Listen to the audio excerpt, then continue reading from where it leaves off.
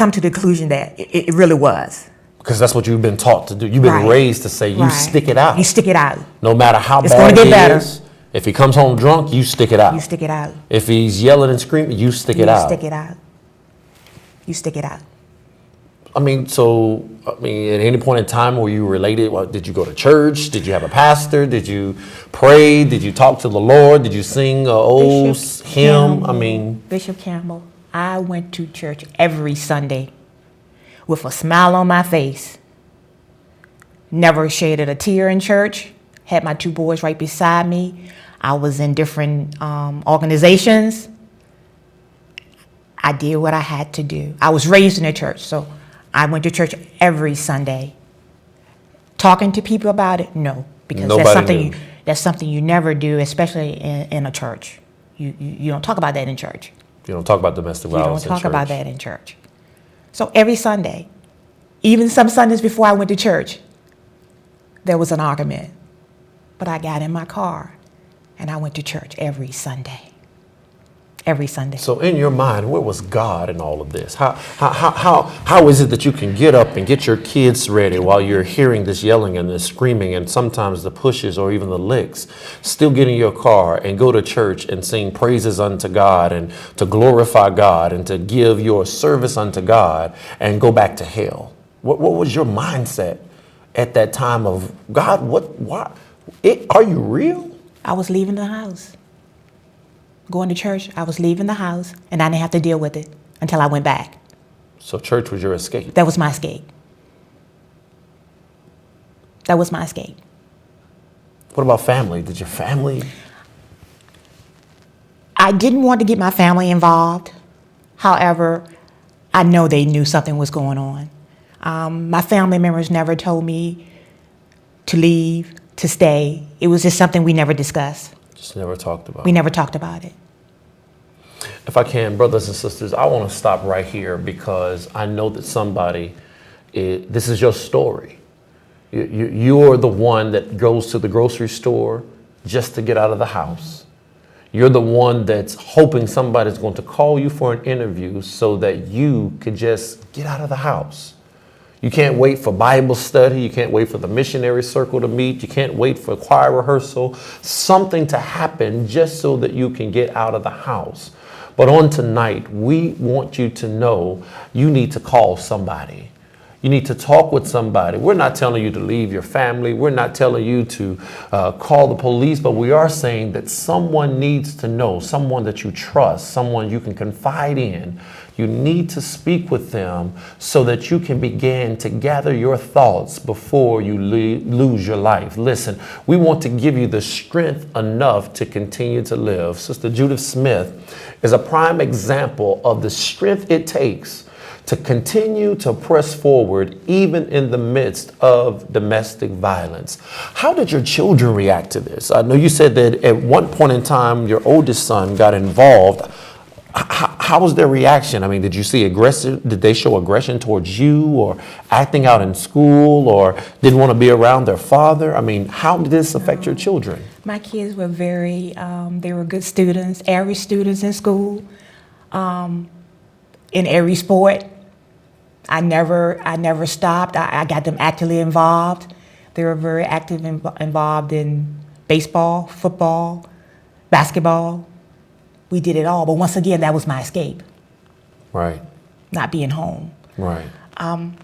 My youngest son, he was so young, he was 9 at the time I left, he was 9. He never really talked about it or addressed it. He was just my baby. Right. My oldest son, who was 14, getting ready to enter into high school at that time, really had a problem with it, really showed a lot of anger towards his father and also anger towards me. Why did I leave? Even though it was an abusive situation, why did I leave? So how did you deal with the fact that your children didn't understand the abuse, but they related to the abandonment?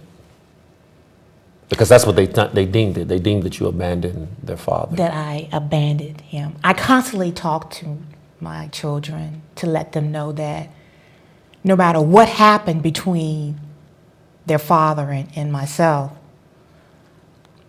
that I still loved them and it was not their fault. As adults, sometimes in a marriage or in a relationship, you do not get along. Right. But it was never their fault. I always reinforced to them that it was not their fault. Right. And that, that's their father. They need to respect them as their father. And that I was their mother. But I had to do what was best for not only me, but I had to do what was best for them. So what happened to get you to the point to say, I'm done? I remember I was at home and it was like one thing after another. I'm dealing with bills because at that point he had stopped supporting the household financially. So I'm with bills trying to figure out how am I going to do this, how am I going to do that. And at that point, I asked God, please, God, I'm begging you. I'm tired. Please help me. At that point, because I asked God to please help me, never before had I asked God to help me. I said, God, it's going to be okay. Just make this situation a little better. Right. But when I finally asked God to help me, I'm tired. Right. That's when I had the courage and the strength to get out. Look, I believe that there's somebody right now that's watching this broadcast. I believe that they have the volume down low so that they don't wake or disturb the people that are in the house. To that woman of God that's watching right now, who feels just like you felt that day, what would you say to her right now? I say to you, there is hope. There's always hope. You have to convince yourself that you can get out and that you will make it and that you will survive. Once again, I stress, I never gave up hope, and it was my faith. Even when I didn't think that it was God, God had his arms all around me. Yes. The whole time. Yes. And it's because I've grown so stronger in my faith, I now know that through it all, he was with me. Yeah. He was protecting me. Yes. Without him, I would not be here today telling someone else that you can get out. Don't give up. Don't give up on yourself. Don't give up on yourself because there is hope. And once you make that step, you will continue to move forward. So when you got out, I mean, did you have a plan? Did you have a strategy? Did you have family helping you? Did you go to the shelter? Did you just say, listen, get in the car, we gone? I mean, how did you finally make that decision? I'm out of here physically. You made your mind up, but how did you come to that conclusion? Get in the car, I'm gone. I did not get in the car and immediately left. I had a plan. Okay. From that moment, I had a plan. It took me 1 month to actually get things together and to actually get out. I told myself and I made a promise to myself that my kids would never go to a shelter. My Lord. I did not want my kids to go to a shelter. That particular day when I really fell down on my knees and said, God, I can't do this anymore. I actually got in my car and I drove. And I kept driving and driving. Didn't know where I was going, but I kept driving. And I drove to the house that I'm currently in right now. My Lord. Your faith. My faith. And see, that's what Matthew says in Matthew chapter number 24, verses 13. He says, but those people who keep their faith until the end will be saved. I want to encourage a man of God and a woman of God that it is your faith that will literally save your life.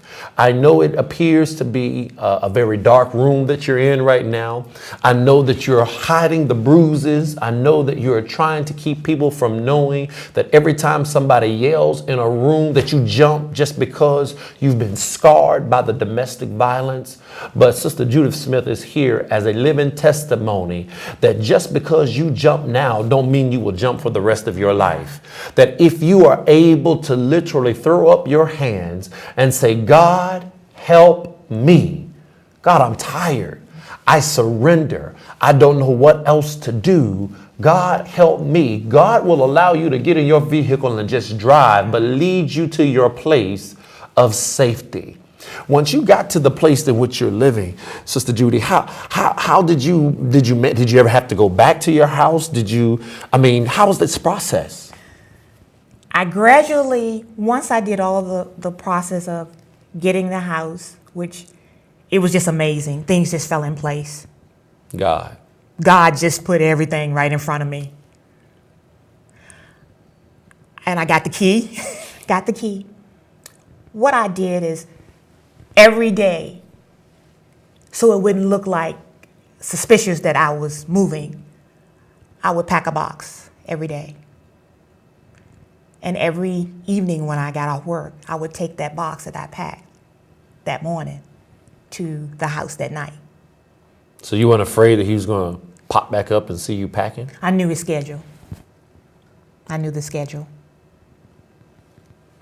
Wise as a serpent and gentle as a dove. I knew the schedule.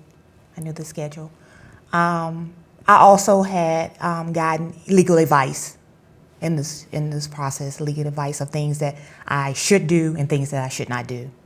Okay, how did you keep all of this from your husband? How did you keep this from your children? How did you keep this from your friends, that you had a plan, that you were stashing money, that you were packing boxes, that you were talking to legal counsel to come up with this plan to survive?